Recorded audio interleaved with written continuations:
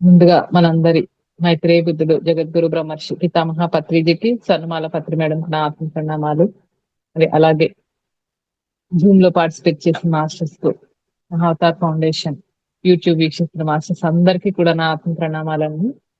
మరి ఈ రోజు ధ్యానం స్వాధ్యాయం సజ్జన సాంగత్యం కార్యక్రమంలో మీ అందరితోటి పత్రిజీ అందించినటువంటి ఈ యొక్క జ్ఞానాన్ని గురించి మరి అవగాహనని మనం ఇంకా కూడా పెంపొందించుకున్నాం మాస్టర్. సో మరి చక్కగా ధ్యానం చేశాము ఇప్పటి వరకు. మరి అలాగే స్వాధ్యాయం, అలాగే మరి తర్వాత సజ్జన సాంగత్యం. సో ఈ మూడిటికి కూడా మనకి మరి పిరమిడ్ స్పిరిచువల్ సొసైటీస్ మూవ్మెంట్ లో మనకి పత్రిజీ అందించినటువంటి త్రిరత్నాలు. సో మనము బేసిక్ గా పత్రిజీ మనకు పిరమిడ్ స్పిరిచువల్ సొసైటీస్ మూవ్మెంట్ లోగోలోనే మనము అంటే ఎవరము అంటే మనం అంటే ఎనర్జీ, కాన్షియస్నెస్, అలాగే విజ్డమ్, ఈ మూడింటి యొక్క ఏదైతే మిళితమై ఉందో ఆ మూడిటి మరి ఆ సంగమే మనం. ఆ మూడు కోణాలు ఏదైతే ఉన్నాయో మనకి ఆ ధ్యానము, స్వాధ్యాయము, సజ్జన సాంగత్యము, అలాగే మనము ఎనర్జీ, కాన్షియస్నెస్ అండ్ విజ్డమ్, ఈ మూడిటి స్వరూపాలం మనం. అంటే మనము శక్తి, అలాగే చైతన్యము, అలాగే అనంతమైన జ్ఞానం, ఈ మూడిటి కలయికే మనం. మనము అంటే ఎవరము, నేనంటే ఎవరము అని మనం ప్రశ్నించుకుంటే ప్రతి ఒక్కళ్ళం కూడా మనము ఆ ఎనర్జీ, శక్తి, చైతన్యము, మరి ఆ జ్ఞానము, ఈ మూడిటిని మనము మరి జీవితంలో మరి నిరంతరం కూడా మనము జ్ఞాన సంపార్జన చేస్తూనే ఉండాలి, ధ్యానం చేస్తూనే ఉండాలి, సజ్జన సాంగత్యం చేస్తూ ఉంటేనే మరి ఆత్మ ఎప్పుడు కూడా మనకి మరి చక్కగా ఉన్నతి వైపుకి మనం వెళ్తూ ఉండటం జరుగుతుందన్నమాట. మరి ఈ శరీరం అనేది మనకి ఈ జ్ఞానాన్ని పెంపొందించుకోవడానికి ఒక పరికరం లాంటిది అని చెప్తున్నారు పత్రిజీ మనకి. మరి శరీరం ఉన్నప్పుడే మనం జ్ఞానాన్ని పెంపొందించుకోవాలి. సో దీపం ఉండగానే ఇల్లు చక్కబెట్టుకోవాలి అని మనకి వాడుకలో ఉంది కదా. సో అలాగే మరి మనకి ఈ ఆత్మ ఏదైతే మన శరీరాన్ని తీసుకొని వచ్చిందో మరి దానికి కారణం ఏంటంటే మనము ఆత్మోన్నతిని జ్ఞానం ద్వారా, ధ్యానం ద్వారా, సజ్జన సాంగత్యం ద్వారా మరి ఈ ఆత్మ ఈ శరీరంలోకి ఎందుకైతే ప్రవేశించిందో మరి దాన్ని మనము ఈ దీపం ఉండగానే మరి మనం ఈ ఇల్లుని చక్కబెట్టుకోవాలి. సో ఇక్కడ దీపం అంటే మరి ఆత్మ చైతన్యం, మరి అలాగే శరీరం, దేహం దేవాలయం లాంటిది. సో మరి మరి శరీరం శిథిలమైపోయింది అంటే మరి ఆత్మ వెళ్ళిపోతుంది. సో మరి చక్కటి దేవాలయం లాంటి దేహాన్ని మనం మరి సరైన జీవన విధానంతో ఉంటే అది శిథిలం కాకుండా ఉంటుంది త్వరగా. ఎందుకంటే మనకి అద్దెకిచ్చిన ఇల్లు మరి మనం తీసుకున్నామంటే దాన్ని ఎడాపెడా చేస్తే తర్వాత ఏం చేస్తాడు ఓనర్, ఇంటి ఓనర్ పైన మనకి ఫైన్ వేయటం జరుగుతుంది. సో అట్లాగే మనం ఈ దేహాన్ని ప్రకృతి మనకు ప్రసాదించింది. సో మరి సరైన జీవన విధానాల ద్వారా మరి సరైన జీవన శైలితోటి, యుక్త ఆహారంతో, యుక్త విహారంతో మనం చక్కటి జీవన శైలితో ధ్యానం ద్వారా మరి మరి సజ్జన సాంగత్యము, స్వాధ్యాయాలతోటి మరి ఆత్మని మరి ఆత్మ ప్రణాళికలో భాగంగానే మనం ఆత్మ ప్రగతికి వచ్చాం గనక మనము దీన్ని ఈ దీపం ఉండగానే మనం ఇల్లుని చక్కబెట్టుకోవాలన్నమాట. సో మరి ఈ జ్ఞాన విస్తరణ, చైతన్య విస్తరణ జరగాలి అంటే మనకి సహకరించే విషయాలు ఈ మూడు ఏంటి అంటే మేడం గారు ఇందాక చెప్పినట్టు ధ్యానము, స్వాధ్యాయము, సజ్జన సాంగత్యం. సో మరి వీటిని ఆచరణలోకి తెచ్చుకోవాలి మనం ఎప్పుడు కూడా. మనకి ఉన్న అజ్ఞానం నుంచి జ్ఞానం వైపుకి మరి మరి అలాగే ఆ జ్ఞానం తర్వాత ఆ జ్ఞానం నుంచి మరి విజ్ఞానం నుంచి ఆ ప్రజ్ఞానం వైపుకి మరి మన చైతన్య విస్తరణ జరగాలి. సో ప్రజ్ఞానం బ్రహ్మ అన్నారు కదా. సో ఏదైతే ఆ జ్ఞానము అజ్ఞానం నుంచి జ్ఞానం వైపుకి, జ్ఞానం నుంచి విజ్ఞానం వైపుకి, విజ్ఞానం నుంచి ప్రజ్ఞానం వైపుకి మన చైతన్య విస్తరణ అనేది జరుగుతూ ఉండాలన్నమాట. సో మరి మరి అన్నిటికన్నా మన జీవితంలో ముఖ్యమైన విషయం ఏంటంటే మన జ్ఞానాన్ని పెంపొందించుకోవడం, చైతన్య వికాసం చెందడం కోసం మనం ఇక్కడికి వచ్చాం. అది మనకి కేవలం ధ్యానం ద్వారానే సాధ్యమవుతుంది. అలాగే మరి జ్ఞానాన్ని పొందాలంటే పుస్తకాలు చదవడం ద్వారా మరి మరి జీవిత జ్ఞానాన్ని పొందాలి అంటే ఇతరులు అనుభవాలు ఏవైతే ఉన్నాయో వాళ్ళ జీవితంలో మరి వాటిని వినడం ద్వారా చదవటం ద్వారా మనకి అది పడుతుందన్నమాట. సో మరి ఈ జ్ఞానాన్ని మనము ధ్యానము, స్వాధ్యాయము, సజ్జన సాంగత్యం ద్వారా పెంపొందించుకోవచ్చు అని మళ్ళీ మళ్ళీ చెప్పుకుంటూ ఉన్నాం. అలాగే సో మరి మన గురించిన జ్ఞానం ఏదైతే ఉందో, ఆత్మ గురించిన జ్ఞానం, నేను ఎవరిని, నేను ఎక్కడి నుంచి వచ్చాను, అసలు నేనంటే ఏంటి, మరి ఇవన్నీ తెలుసుకోవాలంటే మనము ధ్యానం చేయాల్సి ఉంటుంది అన్నమాట. సో ఆ ధ్యానం ద్వారానే మనకి సత్యం తెలుస్తుంది. మరి మరి ఇప్పుడున్న పరిస్థితిలో జీవన శైలిలో అనారోగ్యాలు విపరీతంగా ఉండి మరి ఆరోగ్యం కోసం అర్రులు చాచి మరి ఈ సమాజంలో మనకి సంపూర్ణ ఆరోగ్యం గురించి తెలియడానికే మనకి పిరమిడ్ స్పిరిచువల్ సొసైటీస్ మూవ్మెంట్ లో ధ్యాన ఆరోగ్య విధానం మరి ధ్యానం ద్వారా మరి ఈ ఏవైతే ఉన్నాయో ఆ సకల రోగాలకి కారణం ఏంటంటే మరి అడ్డదిడ్డమైన అశాస్త్రీయమైన తినే విధానము, మరి అడ్డదిడ్డంగా అశాస్త్రీయంగా ఉండే మరి ఆలోచన విధానం, మనం లోపలికి ఏదిస్తున్నాం, అలాగే బాడీలోకి ఆహారాన్ని ఏం తీసుకుంటున్నాము, అలాగే నోటి ద్వారా ఎలాంటి మాటలు మాట్లాడుతున్నాము, మరి మన ఏదైతే మనసులోకి ఎలాంటి విషయాల్ని మనము తీసుకుంటున్నాము. సో ఇవన్నీ కూడా మనకి ప్రతిదీ కూడా ఇది ఒక శాస్త్రం అన్నమాట. ఎలాంటివి వినాలి, ఎలాంటివి చూడాలి, మరి ఎలాంటి ఫుడ్ తీసుకోవాలి, వీటన్ని అశాస్త్రీయ విధానం వల్లనే మనకి మరి అనారోగ్యాలు అనేవి మనకి రావడం జరుగుతోంది. మెయిన్ 80%. మిగతావన్నీ కూడా మనకి గత జన్మల్లో వచ్చిన కర్మల కారణంగా మనం చేసుకున్నవి, మరి ఆ సంచిత కర్మల్లో నుంచి తెచ్చుకున్న కొన్ని కర్మల కారణంగా కొన్ని ఉంటాయి. సో మరి మాక్సిమం వచ్చేసి అన్ని సైకోసోమాటిక్ డిసీజెస్ అని ఏవైతే అంటున్నామో అవన్నీ మరి మానసిక సంబంధమైనవి ఉంటున్నాయి అన్నమాట. సో వీటన్నిటినీ కూడా మనం ధ్యానం ద్వారా చక్కగా పరిష్కరించుకోవచ్చు. ఎప్పుడు దీర్ఘకాలిక రోగాలు ఏవైతే ఉన్నాయో మరి బీపీ, షుగర్ ఇట్లాంటివన్నిటినీ కూడా మరి చక్కగా మనసు ప్రశాంతంగా చేయడం ధ్యానం ద్వారా మరి చక్కగా ఆ విశ్వశక్తితోటి మనము మరి ఎప్పుడైతే ఆలోచన రహిత స్థితిలో చక్కగా కూర్చున్నామో అనవసరమైన ఆలోచనలన్నీ కూడా వాటంతట అవే ఆగిపోతాయి.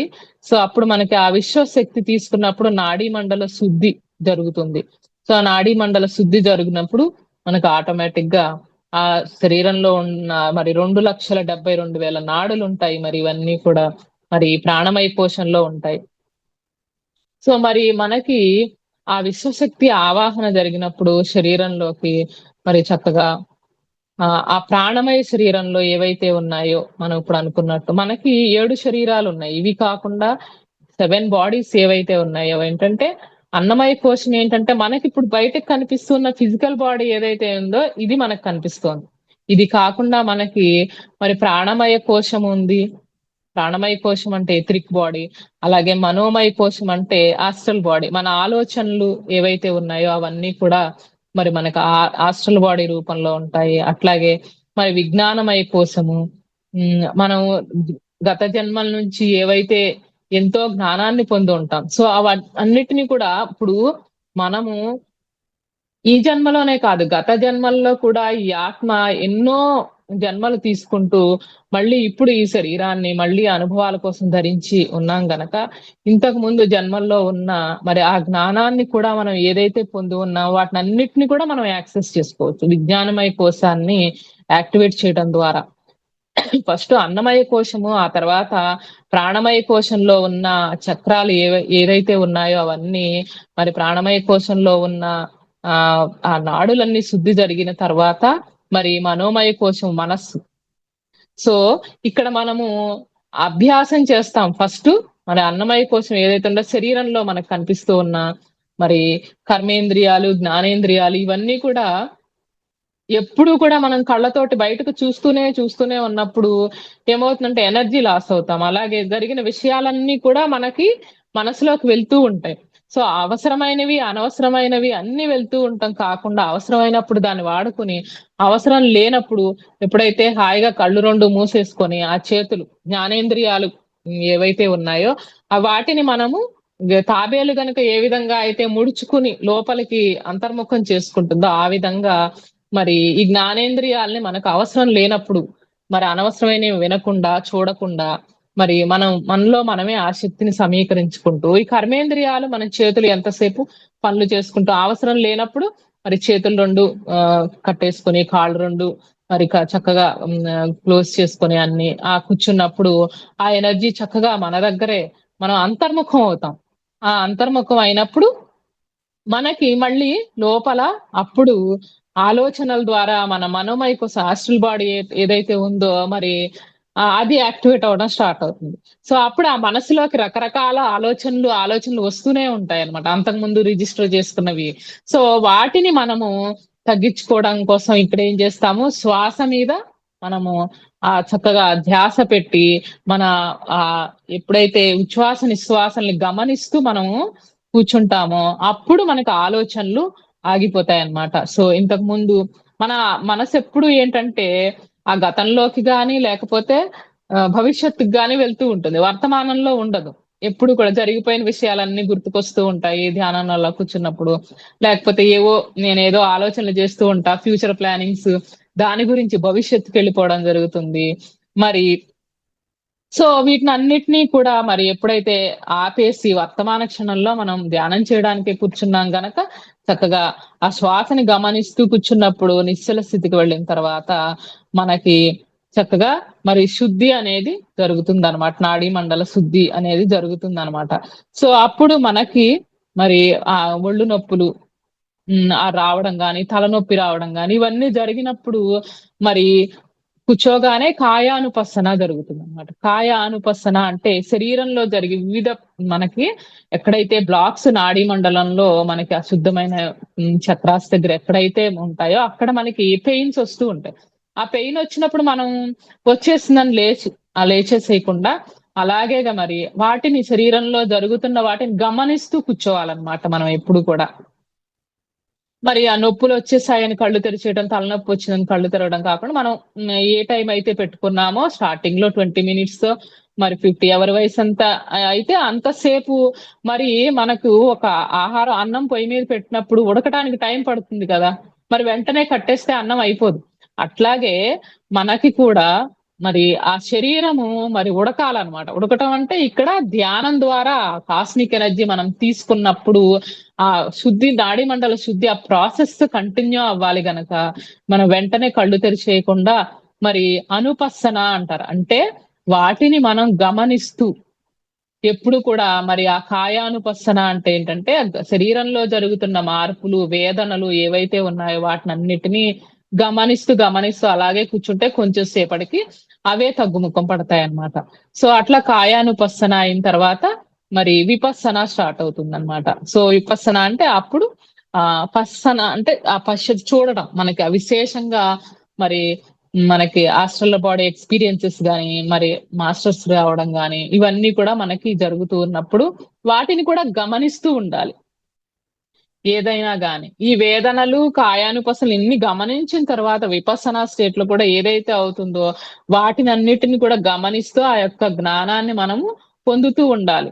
ప్రతి ఒక్కటి కూడా అంటే ఏంటంటే జడ్జి చేయకుండా ఇది వచ్చింది, ఇది గొప్ప, ఇది వచ్చింది, ఇది తప్పు, ఇట్లా ఏది జడ్జి చేయకుండా అన్నిటినీ కూడా మనం గమనిస్తూ ఆ జ్ఞానాన్ని మనం తీసుకుంటూ ఆ విపස්සనా స్టేట్ లో మనం చేయడం జరుగుతుంది అనమాట. సో అక్కడ నాడీ మండల శుద్ధి అనేది జరుగుతుంది. మనకి అప్పుడు మరి రోగాల నుంచి, సమస్యల నుంచి మన మాస్టర్స్ అందరూ కూడా చాలా మంది చాలా ప్రాబ్లమ్స్ నుంచి బయటపడిన తర్వాత మరి ఆ ఆనందాన్ని అందరికీ ఇవ్వడం కోసము మరి చక్కగా ధ్యానం క్లాసులు చెప్పడం, మరి దాని గురించి ఏదైతే వాళ్ళ జీవితంలో వాళ్ళు అనుభవాలు పొందుతూ వాళ్ళు మరి ఆ ధ్యానం ద్వారా మరి ఆరోగ్యాన్ని, ఆనందాన్ని పొందుతూ ఉన్నారో మరి అందరికీ కూడా చెప్పమని చెప్పి పత్రిజీ మనకి మరి ఆ బోధన అనేది అప్పటి నుంచే స్టార్ట్ చేసి మనకి ఏదైతే మనం పొందామో ధ్యానం ద్వారా దాన్ని మనం చెప్పడం స్టార్ట్ చేస్తూ మరి అవతలి వాళ్ళ అనుభవాల్ని కూడా వింటూ మరి చక్కగా ఎన్నో పుస్తకాలు ఉన్నాయి మనకి. ఆ పుస్తకాలన్నిటినీ చదువుతూ ఉంటే మనలో ఆ జ్ఞాన విస్తరణ, చైతన్య విస్తరణ అనేది మరి మనకి అది చక్కగా జరుగుతుందనమాట. సో, ఇక్కడ మనసు మనకి ఫస్ట్ ఏంటంటే స్థితం అవ్వాలి. నిలకడగా ఉంచాలి. నిలకడగా ఉంచితేనే మనకి ఆ సత్యం అనేది తెలుస్తుందనమాట. మరి ఎక్కడ నిలకడగా ఉంచాలి అంటే, మన ఈ శ్వాసే మన గురువు గనక, చక్కగా శ్వాస అనే మన గురువు దగ్గర మరి మన మనసంటే ఒక శిష్యుడి కింద. ఈ మనసుని చక్కగా కట్టేసి, మరి కుదురుగా గురువు దగ్గర ఎంత వినయ విధేయతలుగా కూర్చుంటామో, అలాగే మన శ్వాసే మన గురువు గనక, మన శ్వాసనే మన గురువు దగ్గర మన మనస్సుని మరి నిలిపినప్పుడు మనకి అక్కడ ఆత్మ సాక్షాత్కారం అనేది మనమే ఎవరం అన్నది మనం తెలుసుకుంటాం అన్నమాట. సో, ఇక్కడ ఉపవాసం అంటే అదే. ఉపవాసం అంటే ఏంటంటే, మరి ఆ లంకణం ఏదైతే ఉందో పరమౌషధం అని చెబుతారు గదా! అంటే ఏంటంటే, ఉపవాసం ఒక్కటే కాదు. అంటే మౌనం. ఆ మనసులో మన మాటల్లో మౌనము ఉండి, ఆ మనసులో ఆ ధ్యానము అంటే శ్వాసని గమనిస్తూ మనము మరి ఆ లంకణం చేసినప్పుడు, మరి ఔషధ లక్షణాలన్నీ కలిగినట్టుగా మరప్పుడు ఆ శ్వాస మీద ధ్యాస ద్వారా ధ్యానాన్ని అలవాటు చేసుకొని, మరి అన్ని సమస్యలకి పరిష్కారాన్ని మరి ధ్యానం ద్వారా పొందడం జరుగుతుందనమాట. సో, విశ్వశక్తి ఆవాహనం, మరి ఆ నాడీ మండల శుద్ధి, అలాగే మరి ఆత్మ దర్శనం ఏదైతే ఉందో నేను అంటే ఎవరు అని అన్న మన ప్రశ్నలకి సమాధానం ఒక్కొక్కటిగా ముందు తెలిసిందని చెప్పేసి అదే ఫైనల్ అనుకోకూడదు ఏది కూడా. సో, 'హాస్టల్ బాడీ' రిలీజ్ అయింది. నాకు ఆ అనుభవాలొచ్చేసియను. చక్కగా గమనిస్తూ అన్నిటిని కూడా జ్ఞానాన్ని తీసుకుంటూ ఎక్కడికక్కడ అదే ఫైనల్ నేనది పొందేశాను అనుకోకుండా ఇది అనంతమైన జ్ఞానం గనక అది తీసుకుంటూ ఎక్కడా కూడా జడ్జిమెంటల్ ఇదిలో లేకుండా మరి అవతల వాళ్ళ అనుభవాల్ని వినడం, మన అనుభవాల్ని కూడా మరి షేర్ చేసుకుంటూ మరి అవతల వాళ్ళ అనుభవాలు విన్నప్పుడు మనకేమవుతుందంటే తెలుస్తుందనమాట. ఓహ్! నేను ఇంతవరకు తెలుసుకున్నాను. వాళ్ళు అది తెలుసుకున్నారు. అంటే ఇంకా తెలుసుకోవాల్సింది చాలా ఉంది మనము అన్న సత్యం మనకి అవతలాళ్ళ అనుభవాలను వినడం ద్వారా, అలాగే పుస్తకాలు యోగులు రాసిన పుస్తకాలు ఏవైతే ఉన్నాయో, వాటిని చదవడం ద్వారా మన అనుభవాలతో అక్కడే స్ట్రక్ అయిపోకుండా ఉంటాం. జ్యోతి కనిపించింది, మాస్టర్స్ కనిపించారు, నాకు గత జన్మల జ్ఞానాన్ని పొందాను, నాకిక్కడితో అయిపోయింది. కొంత గర్వం లాంటిది రాకుండా, సిద్ధులొచ్చినా కానీ కొన్ని గర్వాలు లేకుండా, ఇవన్నిటిని కూడా మనకి చక్కగా ఒక ట్రైన్‌లో మనం కూర్చున్నప్పుడు అలా వెళ్తూ ఉంటాం. రకరకాల స్టేషన్స్‌లో ఆగుతూ ఉంటుంది. ఆ స్టేషన్‌లో నుంచి బయటకు చూస్తూ ఉంటాం వచ్చిపోయే వాళ్ళని. అక్కడ మళ్ళీ ఎళ్ళిపోతూ ఉంటుంది. మళ్ళీ ఇంకో స్టేషన్ దగ్గర ఆగుతుంది. సో, అక్కడ ఆ స్టేషన్‌లో నాకు కనిపించిందేదో బావుందని చెప్పి నేనక్కడ దిగేశాననుకోండి. సో, నేను ఏదైతే దేనికోసం అయితే ఆ ట్రైన్ ఎక్కానో, మరి అక్కడికి నేను రీచ్ కాలేను. మధ్యలో స్టేషన్‌లో దిగిపోయాను కదా! సో, నాకిక్కడేదో సిద్ధులొచ్చాయి, మా కుండలిని యాక్టివేషన్ జరిగింది, ఏవో రకరకాల అనుభవాలు జరుగుతున్నాయి. ఆ స్టేషన్ బావుంది నాకు. నచ్చేసి నేను దిగేశాననుకోండి, అక్కడే ఉండిపోతా. సో, మళ్ళీ ట్రైన్ రావడానికి మనం వెయిట్ చేయాల్సుంటుంది. మళ్ళీ అంటే శరీరాన్ని తీసుకొని, మళ్ళీ మనం ఆ జ్ఞానాన్ని పొంది ఏం చేయాలో అది చేసి మళ్ళీ అలా స్టేషన్స్ మారుతూనే మనం రకరకాల స్థితుల్లో రకరకాలుగా చూస్తూ, అలా చూస్తూ గమనిస్తూ మనం ఎప్పుడైతే చక్కగా ఆ అనుపసన ఏదైతే ఉందో, మనకి బుద్ధుడు చక్కగా చెప్పాడు. ఆనాపానసతికి కాయానుపස්සన, వేదనానుపස්සన, విపස්සన. సో, వీటినన్నిటిని గమనించడం ద్వారా సో, ఏవి సరి అయిన దృష్టితో సరి అయిన ధ్యానాన్ని చేస్తూ, సరి అయిన జ్ఞానాన్ని పొందినప్పుడు, మనం చూస్తున్నవి ఏ విషయాలను చూస్తున్నామో, మన మనసులో నుంచి వచ్చిన రిఫ్లెక్షన్స్ లాంటివి వచ్చి భ్రమలను చూస్తున్నామా? లేకపోతే అక్కడ ఉన్నదాన్ని చూస్తున్నామా? సో, అన్నిటిని కూడా గమనించుకుంటూ ఉండాలి. ఏది ఇక్కడ తప్పు, ఒప్పులని కూడా ఏది లేదు. గమనించుకుంటూ అలా మనం సాధనను కొనసాగించుకుంటూ మరి స్వాధ్యాయము, సజ్జన సాంగత్యం కూడా 2 చేస్తూ ఉన్నప్పుడు ఎక్కడ స్ట్రక్ అయిపోకుండా ఉంటామనమాట. సో, అట్లాగా మరి చక్కగా మరి ఈ ధ్యానం వలన మనకి ఆ మనసు స్థితమవుతుందనమాట. సో, ఇక్కడ మనకి ఆహ్, ఆదిశంకరాచార్యుల వారు కూడా చెబుతారు. ప్రాణాయామం ప్రత్యాహారం నిత్యానిత్య వివేక విచారం. జాప్య సమేత సమాధి విధానం పూర్వావధానం మహదవధానం అని చెప్తారు. మహదవధానం అంటే ఏంటి ఇక్కడ? మహత్ అంటే చాలా గొప్పది. అవధానం అంటే చదువు. మహదానం అంటే అన్నిటికన్నా గొప్ప చదువు. ఏది అని చెప్తున్నారు శంకరాచార్యుల వారు అంటే, ప్రాణాయామం ప్రత్యాహారం నిత్యానిత్య వివేక విచారం. సో, ఇక్కడ ప్రాణాయామం అంటే సుఖమయ ప్రాణాయామం ఏదైతే ఉందో ఉచ్ఛ్వాస, నిశ్వాసల్ని గమనించటం అనేది అది. మరి ప్రత్యాహారం అంటే మరి ఆహారం అంటే మామూలుగా మనము నోటితో తీసుకునేది. ప్రత్యాహారం అంటే అది కాకుండా ప్రతి ఆహారం, ప్రత్యాహారం. ఏదైతే మనము మరి ధ్యానం ద్వారా శ్వాసని గమనిస్తూ కూర్చున్నప్పుడు ఆ విశ్వశక్తిని తీసుకుంటామో, సో ఆహారం అంటే నోటితో తీసుకునే ఆహారం కాకుండా మరి మనం ఆ బ్రహ్మరంధ్రం ద్వారా ఆ ఎనర్జీని ఎప్పుడైతే తీసుకుంటూ ఆ శక్తిని విశ్వశక్తి ఆవాహనం మరి గంగా జలలవ కణికా పీత అంటారు కదా ఆది శంకరాచార్యుల వారు. సో మరి భగవద్గీత కించిత గీత గంగా జలలవ కణికా పీత అని చెప్తారు. సో మరి అట్లాంటి ఆ గంగా జలము అంటే మనం ఏ కాశీ నుంచో ఎక్కడో కుంభమేళాకి అక్కడి నుంచి తెచ్చుకున్న గంగా జలాన్ని కొద్ది కొద్దిగా రోజు తాగటం కాదు ఆయన చెప్పింది.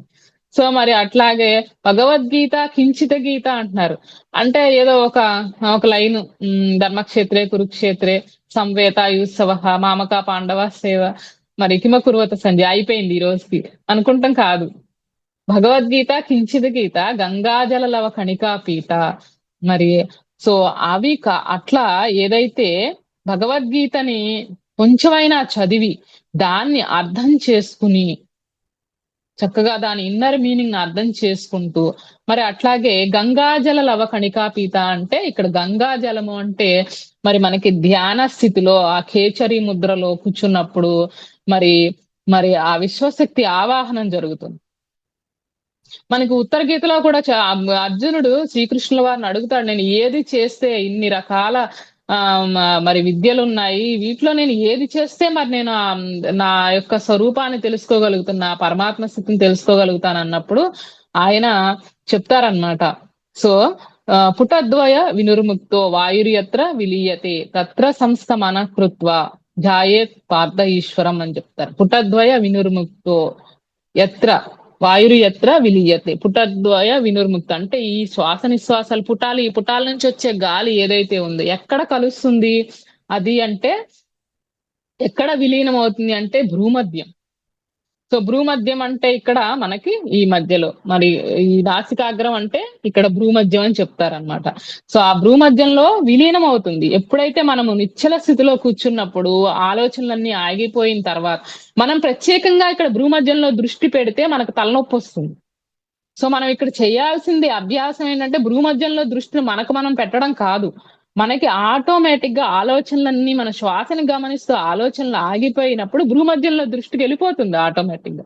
సో అప్పుడు అక్కడ మనకి ఈశ్వర దర్శనం అనేది కలుగుతుంది అని చెప్పేసి మరి ఆయన మనకి అక్కడ ధ్యానం అనేది అక్కడ జరుగుతుంది. అది స్థితి, ధ్యాన స్థితి. మనము శ్వాస మీద ధ్యాస ద్వారా ఆలోచన రహిత స్థితికి వెళ్ళి ధ్యాన స్థితిని పొందుతాం. సో ఇక్కడ ధ్యానం అంటే శ్వాస మీద ధ్యాస ద్వారా ఆలోచన రహిత స్థితిని పొందడం.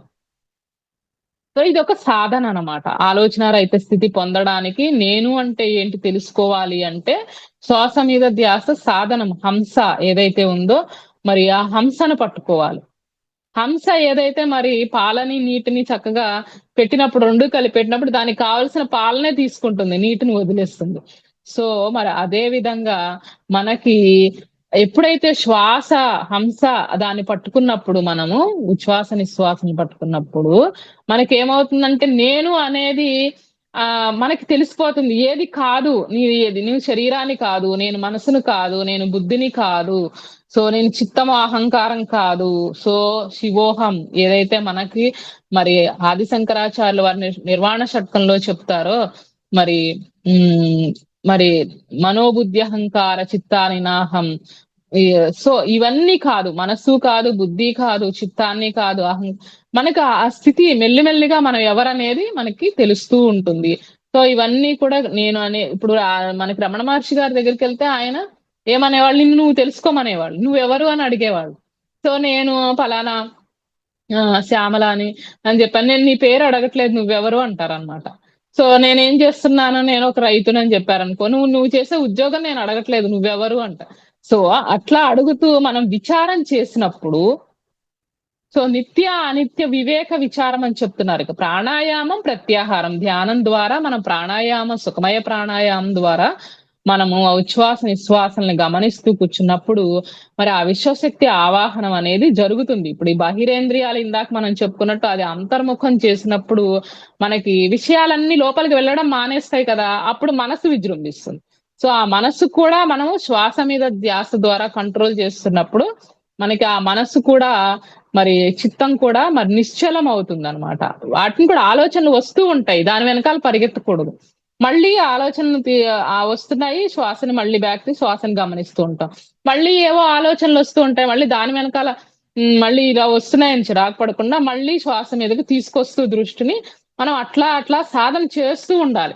చేస్తూ ఉన్నప్పుడు మరి ఎప్పుడైతే మనం అట్లా గంటలు గంటలు సాధన చేసినప్పుడు ఏదో ఒక టైంలో మనకు తెలిసిన నిశ్చల స్థితి ఆనందం అనేది, ఆ బ్లిస్ఫుల్నెస్ మనకి తెలిసింది ఒకసారంటే ఇంకా ధ్యానం గురించి ఇంకా వదిలిపెట్టాం ఇంకా దాన్ని ఇంకా.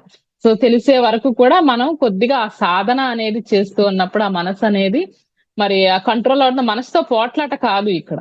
మనకి ఏదైనా పేరు కావాలనుకోండి, మన ఎవరో కనిపించారు, వాళ్ళ పేరు మనకు తెలియట్లేదు, రావాలి గుర్తు రావాలనుకుంటే మనం ఇంకా కూర్చుని మాట్లాడుతూ ఉంటే గుర్తురాదు. మనం ఏదైనా చూడండి గుర్తు రావాలంటే అలా ప్రశాంతంగా వెళ్ళి కళ్ళు మూసుకున్నప్పుడు మనకి సడన్ గా గుర్తొస్తుంది. సో అది ఎందుకు అంటే అప్పుడు మనం దాని వెనకాల పరిగెత్తట్లేదు. సో ఆ పరిగెత్తకుండా మనం ఎప్పుడైతే నిశ్చలంగా చక్కగా కూర్చున్నామో అప్పుడు మనకి గుర్తొస్తుంది. సో అట్లా నేనెవరు అన్నది మనకు గుర్తు రావాలన్నా కూడా ఇక్కడ మనం చేయాల్సింది మరి ఆ మనస్సును, ఆలోచనల్ని, మాటల్ని ఆపేసేయాలి. ధ్యానం నిర్విషయం మనః అంటే ధ్యానం అంటే విషయాలన్నిటిని ఆపేసేది. సో ఆ విషయాలు ఎప్పుడైనా మనం మాట్లాడుతూ ఉన్నామంటే అది ధ్యానం కాదు. సో అట్లా హాయిగా కూర్చొని ఆ విషయాలన్నిటిని నిర్విషయం చేసుకోవడమే మరి ధ్యానం అంటే. సో మరి అట్లా ప్రాణాయామం, ప్రత్యాహారం, నిత్యానిత్య వివేక విచారం అని చెప్తున్నారు. ఏది సత్యం, ఏది నిత్యం, ఏది అనిత్యం అది స్పష్టంగా తెలుసుకోవడం అన్నమాట. భజ గోవిందం అని చెప్తారు కదా, గోవిందం భజ గోవిందం భజ గోవిందం గోవిందం భజ మూఢమతే సంప్రాప్తే సన్నిహితే కాలే నహి నహి రక్షతి డుకృంకరణే అని చెప్తారు. అంటే అక్కడ మనకి ఆ చనిపోయే టైంలో నువ్వు నేర్చుకున్న ప్రాపంచిక విద్యలు ఏవి కూడా మనతో రావు.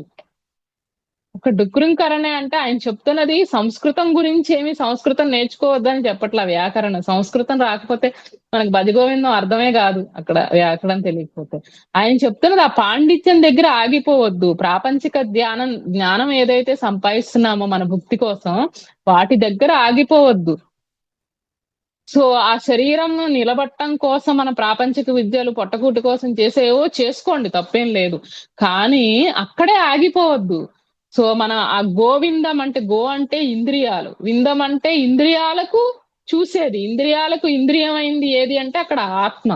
ఆయన చెప్తున్నది భజ గోవిందం అంటే గోవింద నామస్మరణ చేసి గోవింద గోవింద అని 2 సార్లు అనేస్తే అయిపోయిందని కాదు ఆయన చెప్తున్నది.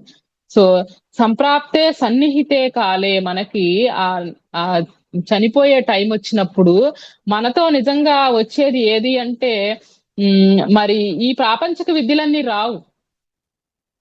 సో మనం చేయాల్సింది ఏంటంటే ఆధ్యాత్మిక విద్య ఏదైతే ఉందో ఆత్మ గురించిన జ్ఞానం అనేది మనకి ధ్యానం ద్వారానే తెలుస్తుంది. అవేం నిన్ను రక్షిస్తాయి. మరి మూఢజహి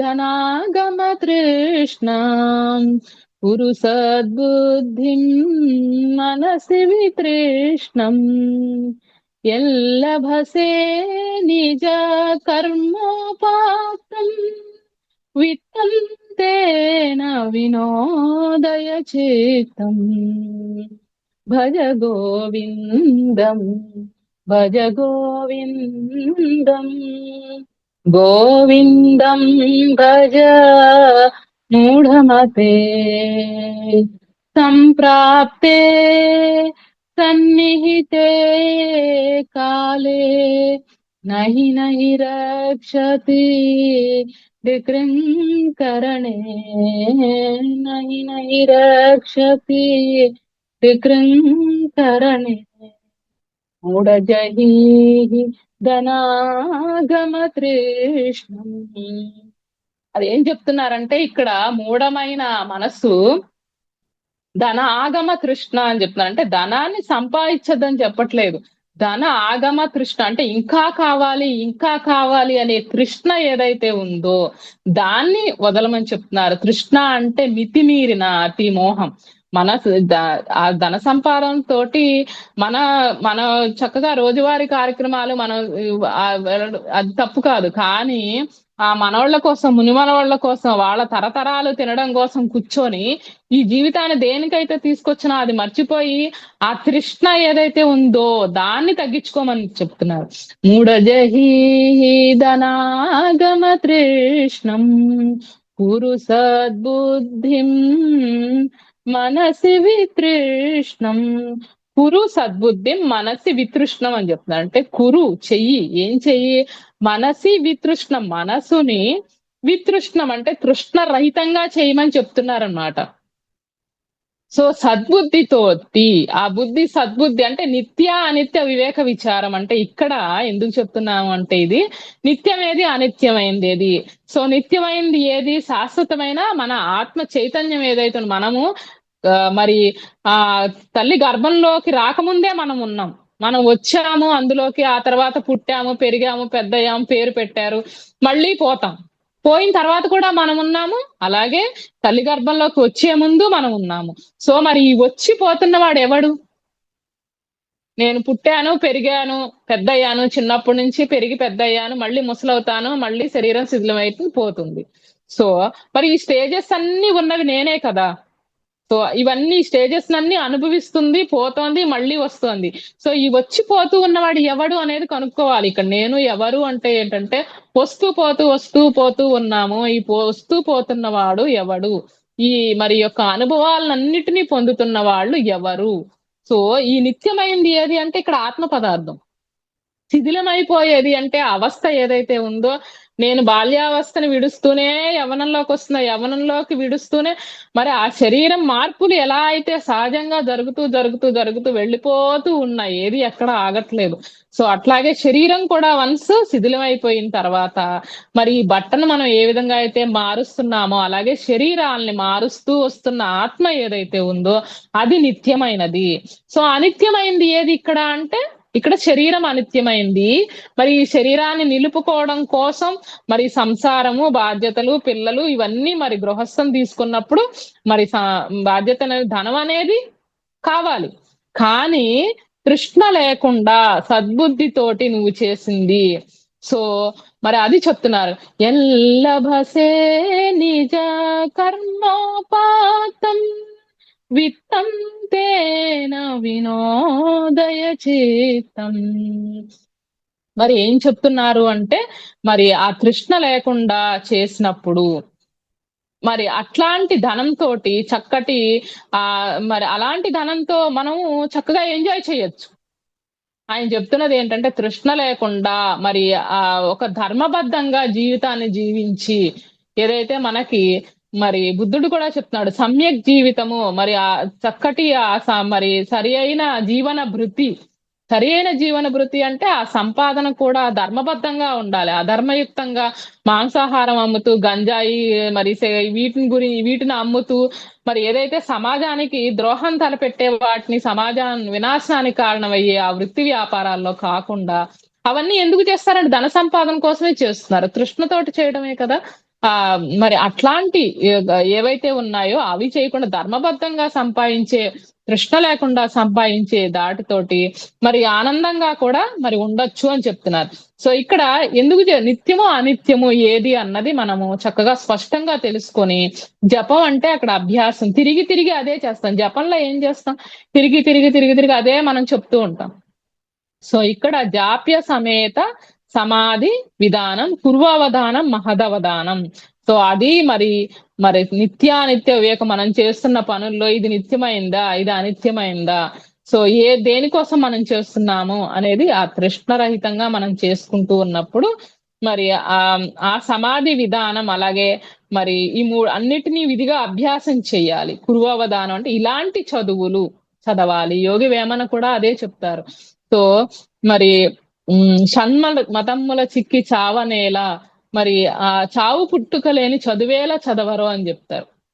సో ఆ చావు పుట్టుకలు అన్ని ఏంటి అని మనం తెలుసుకున్న తర్వాత మనం అలాంటి ఆ జ్ఞానాన్ని తెలుసుకున్నాము అంటే వన్స్ మనము మరి ఈ నిత్యమైన ఆత్మ పదార్థం గురించి మన గురించిన మన జ్ఞానాన్ని పొందుతాం. అలాంటి చదువులు మనము చదవాలి. ప్రాపంచిక విద్యలతో పాటుగా మరి ఆధ్యాత్మిక విద్య కూడా ఖచ్చితంగా ఉండాలి. సో ప్రాపంచిక విద్యలన్నీ సున్నా సున్నా కింద అనుకుంటే ఆత్మ విద్య ఒకటి పెడితే దానికి విలువ ఎలా అయితే పెరుగుతుందో ఆత్మ విద్య పక్కన ప్రాపంచిక విద్యలు ఎన్ని నేర్చుకున్నా కళలు, చక్కగా చదువులు, మరి మనసును అలరించేయి అన్ని కూడా ఉండాలి. మరి భుక్తి, రక్తి, యుక్తి, ముక్తి, శక్తి.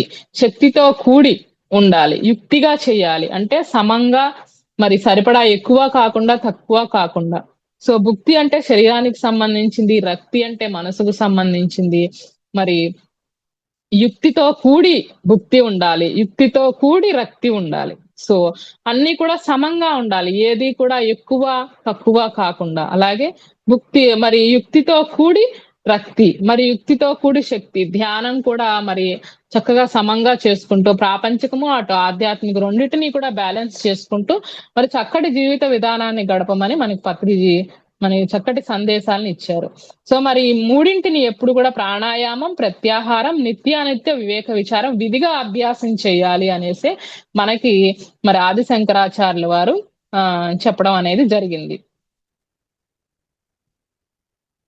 సో అట్లాగే మరి ఈ హంస, ఈ శ్వాస మరి మీద ధ్యాస ద్వారా మరి చక్కగా అనిత్యము అనిత్యము, సత్యమేది అసత్యమేది అన్నది పాలు నీరు వేరు చేస్తున్నట్టుగా మనకే ఆ శ్వాస మీద ఉచ్ఛ్వాస నిశ్వాసలు గమనిక సత్యం అనేది మనకి తేట తెల్లం అవుతుంది అనమాట. సో అందుకే ఇది మరి హంస ధ్యానము అని చెప్పేసి మనకి ఉచ్ఛ్వాస నిశ్వాసలు. హంస అంటే ఇక్కడ శ్వాసని హంస అని కూడా అంటారనమాట.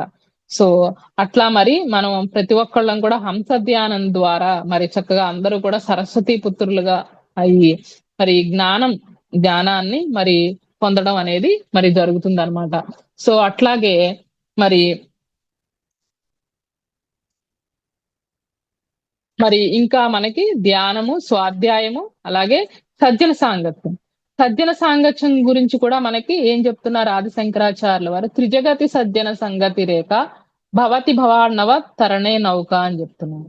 సో మరి ఈ మూడు లోకాల్లోనూ కూడా మనకి ఈ భవసాగరం అంటే దుఃఖ సాగరం నుంచి దాటవేసే నౌక సజ్జన సాంగత్యమే అని చెప్తున్నారు. త్రిజగతి అంటే ఇక్కడ మూడు లోకాలు.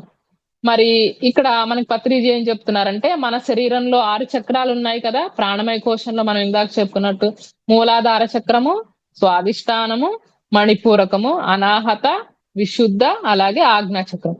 సో అందులో మొదటి 3 చక్రాలు ఏంటి? కిందది 3 చక్రాలు 3 లోకాలు ఇక్కడ మనం చూసుకున్నాం. మూలాధారము, స్వాదిష్టానము, మణిపూరకం, ఇవి 3 లోకాలు. మరి ఈ 3 లోకాల వాళ్ళు ఏం చేయాలి అంటే పై లోకాలు ఏవైతే ఉన్నాయో మరి అనాహత, విశుద్ధ, ఆజ్ఞా చక్రంలో ఉన్న వారి మాటల్ని చక్కగా వినాలి, యోగుల మాటలు. సో మూలాధార చక్రము అంటే ఏంటంటే కేవలం నేను శరీరాన్ని అనుకుంటూ ఆ ప్రాపంచిక జీవితంలో జీవిస్తూ, మరి స్వాధిష్టాన చక్రము స్వ అధిష్టాన అంటే మరి వాళ్ళ భావోద్వేగాల మీద వాటి మీద మరి అధిష్టానం వాళ్ళ మీద వాళ్ళకి కంట్రోల్ ఉండాలి, స్వామ్యత్వం ఉండాలి. సో అది ఉండాలి. అలాగే మరి మణిపూరకం చక్రంలోకి వచ్చేసరికి మరి చక్కగా మంత్రాలు, సిద్ధులు ఇవన్నీ వస్తాయి, కానీ వాళ్ళకి ఆత్మజ్ఞానం ఉండదు గనక మరి దుఃఖం అనేది ఉంటుంది. ఆత్మజ్ఞానం లేదు కదా, దుఃఖం ఉంటుంది. ఇంకా అనాహత దగ్గరకు వచ్చేసరికి మౌనం అవుతారనమాట. వాళ్ళు యోగులు మౌనం యొక్క ప్రాముఖ్యతను వివరిస్తూ ఉంటారు. చక్కగా విశుద్ధంలోకి వచ్చిన తర్వాత మరి వాళ్ళు చక్కగా నిత్యానిత్య వివేకం ఆ విచారం కలిగి ఉంటారు. దాని గురించి బోధిస్తూ మరి ఆజ్ఞా చక్రంలో ఉన్న ఋషులు ఎవరైతే ఉన్నారో వాళ్ళు అన్ని జన్మల జ్ఞానాన్ని మరి పొంది ఉంటారు. వాళ్ళంతా కూడా బోధిసత్వుల్లాగా మరి బుద్ధుల్లాగా అయి ఉంటారు సహస్రార స్థితిలో. సో ఈ 3 చక్రాల వాళ్ళు కింద 3 చక్రాలు ఏంటంటే స్వాదిష్టాన, మరి మూలాధార, స్వాదిష్టాన, మణిపూరక చక్రంలో ఉన్న ఈ 3 చక్రాల వాళ్ళు వాళ్ళ దుఃఖాలు పోవాలి అంటే మరి అనాహత, విశుద్ధ, అలాగే మరి ఆజ్ఞా చక్రంలో ఉన్న వాళ్ళ ధ్యానం గురించి, స్వాధ్యాయం గురించి, సజ్జన సాంగత్యం గురించి చెప్తూ ఉన్నప్పుడు వారి మాటలు వింటూ ఉంటే వీళ్ళల్లో దుఃఖం అనేది అసలు ఏంటి, ఎందుకు వస్తోంది, నేను ఏం చెయ్యాలి,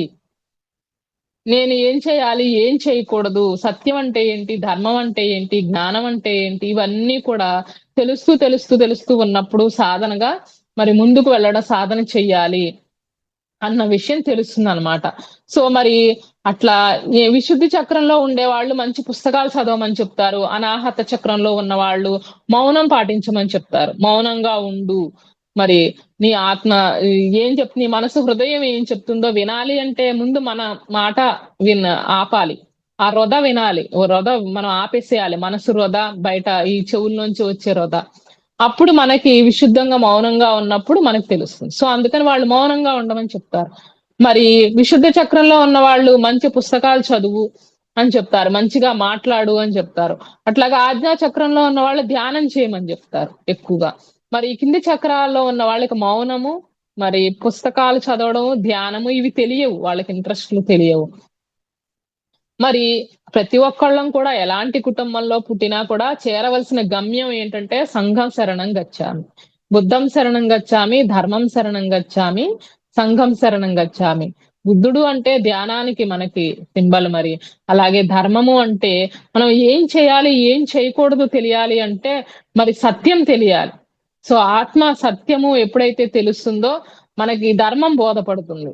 లేకపోతే సత్యం తెలియకపోతే ధర్మం ఎంత చెప్పినా చేయడానికి శక్తి సరిపోదు. ఎందుకంటే కృష్ణుడు నువ్వు ఇది చెయ్యి నాయనా, ఇది చెయ్యొద్దు నాయనా అని చెప్పినప్పుడు అంత మహామహా గొప్ప మరి భీష్మ, ద్రోణాచార్యులు వీళ్ళు పండితులు కూడా మరి సత్యాన్ని తెలుసుకోలేక ఆయన చెప్పిన ధర్మాన్ని ఆచరించలేకపోతారు మరి.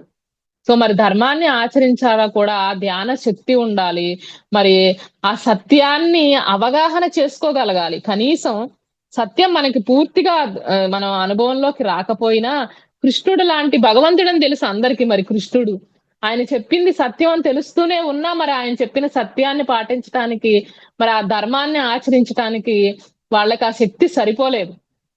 కర్ణుడు, భీష్మాచార్యుల వారు, మరి ద్రోణాచార్యుల వారు వీళ్ళందరూ చాలా గొప్పవాళ్ళు. ధర్మం వైపు నిలబడలేకపోయారు. ఎందుకంటే వాళ్ళకి మరి సత్యం ఆయన సాక్షాత్తు శ్రీకృష్ణ పరమాత్మే మరి సత్యం చెప్పి ఇలాంటి ధర్మం ఇది చెయ్యండి, ఇది ఏది చేయాలి, ఏది చెయ్యకూడదు అని చెప్పినప్పుడు వాళ్ళు ఆచరించలేకపోయారు అంటే మరి అక్కడ ధ్యాన శక్తి ఏదైతే ఉందో అది లేకన మరి సత్యం తెలియకపోవడం వలన.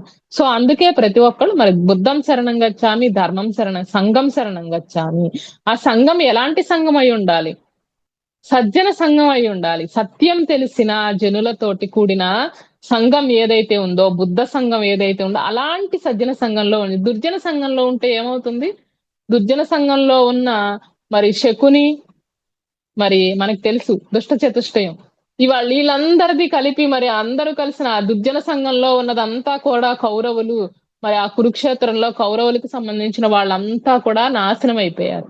ధర్మం వైపు లేరు, అధర్మం వైపు చేరారు. మరి సత్యం తెలిసిన మరి కృష్ణుడు చక్కటి ఆ సజ్జన సాంగత్యంలో మరి అర్జునుడు సత్యాన్ని తెలుసుకొని మరి చక్కగా ఉత్తర గీతలో కూడా తర్వాత ఆయన కావలసిన జ్ఞానాన్నంతా మరి రాబట్టుకుని ఆయన నుంచి ఆ సాధన కూడా ఆయన కురుక్షేత్ర యుద్ధం తర్వాత కొన్నేళ్లకు కూడా ఉత్తర గీత చెప్పించుకొని సాధన కూడా ఆయన చేయడం జరిగింది. ధర్మ మార్గంలో నడవడం జరిగింది మరి. సో అది సంఘం శరణం గచ్చామి. మరి సజ్జన సాంగత్యంలో కూడిన ఆ సంఘంలో చేరాలి. అప్పుడు మనకి మా దుఃఖం అనేది పోతుంది.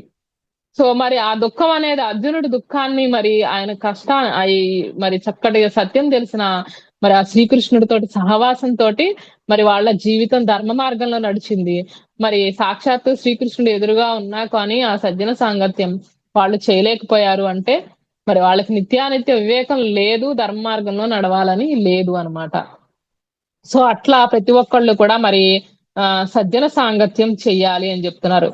అంటే ఇక్కడ సాలోకం, సామీప్యం, సారూపం, సాయుధ్యం గురించి చెప్తున్నారు పత్రిజీ. ఇక్కడ మనకి సాలోకం అంటే సజ్జన సాంగత్యం ఉన్న ఆ లోకానికి వెళ్ళడం, అంటే అక్కడున్న ఆ ప్లేస్ కు వెళ్ళి వాళ్ళు చెప్పేది వినడం. సామీపం అంటే సజ్జనులు, సత్యం తెలిసిన జనుల సమీపానికి వెళ్ళడం, వాళ్ళతోటి పర్సనల్ గా మాట్లాడుతూ వాళ్ళ ఎక్స్పీరియన్సెస్ వింటూ చక్కగా వాళ్ళ సమీపంలోకి వెళ్ళడం. మరి సారూపం అంటే సత్యం తెలిసిన జనులతోటి మరి ఆ లోకంలోకి వెళ్ళి వారి సమీపంలోకి వెళ్ళి వాళ్ళ సత్యం వాళ్ళు తెలుసుకున్న దాన్ని విన్నప్పుడు ఏమవుతుందంటే సారూపం, సజ్జనుల రూపంతో మనం ఏకం కావడం. సో ఆ రూపంతో మనం ఆరాధిస్తూ మరి వాళ్ళలాగానే అవడానికి మనం ట్రై చేస్తాం. అలాగే మరి సాయుధ్యం అంటే చివరికి వాళ్ళలాగా సజ్జనులాగా తయారవడం అనమాట. ఆ సత్యం తెలిసిన ఒక బుద్ధుడు లాగా. మరి ఒక పత్రిజీ లాగా, ఒక వివేకానందుడు రామకృష్ణ పరమహంస లాగా ఏదైతే మరి వివేకానందుడు మరి ఎంతో జ్ఞానాన్ని ఆయన నుంచి పొంది మరి అందరికీ కూడా అది లోకానికి అందించడం జరిగింది. మనకి పత్రిజీ మరి ఇదంతా కూడా మరి ధ్యానం, స్వాధ్యాయం, సజ్జన సాంగత్యం ద్వారా పిరమిడ్ స్పిరిచువల్ సొసైటీస్ మూవ్మెంట్. ఇక్కడ పత్రిజీ ఏం చెప్తున్నారంటే పిరమిడ్ పిఎస్ఎస్ఎం ని పిరమిడ్ సజ్జన సాంగత్య మూవ్మెంట్ అని కూడా అనొచ్చు అని చెప్తున్నారు. పిఎస్ఎస్ఎం పిరమిడ్ మరి పిఎస్ఎస్ఎం అంటేనే పిరమిడ్ సజ్జన సాంగత్య మూవ్మెంట్, సజ్జనులు సంగం శరణం గచ్చామి. సో మరి ప్రతిరోజు కూడా ఈ ధ్యాన, స్వాధ్యాయ, సజ్జన సాంగత్యాల ద్వారా మరి ఆ సజ్జనులైన అనుభవాలను వింటూ వాళ్ళు రాసిన పుస్తకాలను చదువుతూ మరి చక్కగా ఈ యొక్క దుఃఖం నుంచి బయటపడతారు. మనకి మార్గం తెలుస్తుంది, ధ్యానం తెలుస్తుంది, చక్కగా అనుభవాలు. పిఎస్ఎస్ఎం మనకి పిఎంసిలో 24 గంటలు సజ్జన సాంగత్యాలు జరుగుతాయి పిఎంసిలో కూడా. మరి దానివల్ల ఇంట్లో కూర్చుని కూడా మనం సజ్జన సాంగత్యం మరి జూములు, ఇలాంటి జూముల ద్వారా మరి స్వాధ్యాయం జరుగుతుంది. వాళ్ళ యొక్క అనుభవాలను వింటూ మరి ఎంతో చక్కటి జ్ఞానాన్ని పొందుతూ దుఃఖం నుంచి మరి బయటపడటం జరుగుతుంది. ఇక్కడ మనకి మరి ధ్యానం మహిమ తెలుస్తుంది, సత్యం గురించి, మౌనం గురించి, అలాగే సేవ. ఎవరైతే ఈ ఆనందాన్ని పొందుతున్నారో మనం మరి ఈ ఆనందాన్ని పంచిపెట్టాలని ఉంటుంది కదా. మరి వాళ్ళు సేవ ద్వారా రకరకాలుగా మరి జూమ్లలో క్లాసులు చెప్పడం గాని, చక్కగా మరి టీమ్ ఆర్గనైజ్ చేయడం గాని, మరి అలాగే బయట వర్క్ షాప్స్ నిర్వహించడం గాని, ఇలా సేవ చేస్తూ మరి ప్రతి ఒక్కరి నుంచి వాళ్ళకు కూడా మరి ఆ దుఃఖం నుంచి బయటపడే మార్గాన్ని చెప్తూ ఉన్నారనమాట. సో మరి ఈ విధంగా మనకి సజ్జన సాంగత్యంలో మరి సత్యం తెలుస్తుంది మనకి. అలాగే సత్సంగం కూడా చెప్తారు. సత్సంగత్వే నిస్సంగత్వం, నిస్సంగత్వే నిర్మోహత్వం, నిర్మోహత్వే నిశ్చల చిత్తం, నిశ్చలతత్వే జీవన్ముక్తి అని చెప్తారు. సో మనకి ఇక్కడ చక్కగా ఆది శంకరాచార్యుల వారు మనకి అద్భుతంగా చెప్పేశారు. ముక్తి ఎలా వస్తుంది అంటే, మనకి ముక్తి అంటే బంధం. సో బంధం ఎప్పుడొస్తుంది అంటే మోహం ఉంటే బంధం వస్తుంది. సో ఆ మోహం పోవాలి అంటే ఏం చెప్తున్నారు? సత్సంగంతో నిస్సంగత్వం. సత్యంతో ఉన్నప్పుడు మనము, సత్సంగం అంటే సత్యంతో కూడుకొని ఉంటాం, మన ఆత్మతో కూడుకొని సత్సంగంలో ఉంటే నిస్సంగం అవుతాం, అంటే డిటాచ్ అవుతాము. సో ఆ మోహం పోతుంది. నిస్సంగత్వే నిర్మోహత్వం. మోహం అంటే ఓవర్ అటాచ్మెంట్. సో దానికి పూర్తిగా అటాచ్ అయిపోయి ఉంటాం అనమాట, ఆ తృష్ణలో ఉండిపోవటం. ఆ సత్సంగంలో ఉంటే నిస్సంగం, నిస్సంగంలో ఉంటే నిర్మోహం వస్తుంది. ఆ మోహం లేనప్పుడు మనసు ఏముంది, ఇంకా హాయి కదా, నిశ్చల చిత్తం వస్తుంది, చిత్తం నిశ్చలం అయిపోతుంది. ఆ నిశ్చల చిత్తమే జీవన్ముక్తి. జీవన్ముక్తి అని చెప్తున్నారు. మళ్ళీ అక్కడ చనిపోయిన తర్వాత ముక్తి కాదు. దేహం లేకపోతే ఏముంది ముక్తి, అక్కడ ఏమీ లేదు కనుక ఎలాగ ముక్తిలో అసలు మరి ముక్తిలో ఉండొద్దని ఇక్కడ మరి ఇలా ఇక్కడే ఆత్మలు మరి ప్రేతాత్మలుగా ఉండిపోయే ఆత్మలు కొన్ని ఉంటాయి.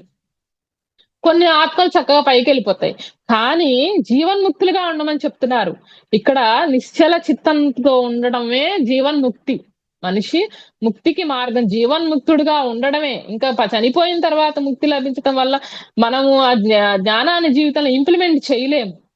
సో ఇక్కడ మనము బతికుండగానే మనం ఎవరో మనం తెలుసుకొని మరి ఆ సత్యాన్ని తెలుసుకొని ఆ సత్యంలో మరి మనం జీవిస్తూ ఉన్నప్పుడు నిశ్చల చిత్తం జీవన్ముక్తులుగా ఉన్నప్పుడే మన మన జీవితానికి సరైన మరి అది జీవన విధానం అవుతుంది అనమాట. ఆ సత్యాన్ని మనం ఆచరించటానికి, ఆ ధర్మాన్ని ఆచరించడానికి ఒక అవకాశం అనేది ఉంటుంది. దాని గురించి బోధన చేయడం ప్రతి ఒక్కళ్ళకి, మరి వాళ్ళని కూడా మరి ఆ సత్సంగంలో ఉంటూ నిస్సంగంలో ఉండమని, నిస్సంగం నుంచి నిర్మోహంలో ఉంటూ నిశ్చల చిత్తంలో జీవన్ముక్తులుగా ఉండమని, మరి అలాగే చక్కగా భగవద్గీత కించిత గీత గంగాజల లవ కణికా పీత అని చెప్తున్నారు.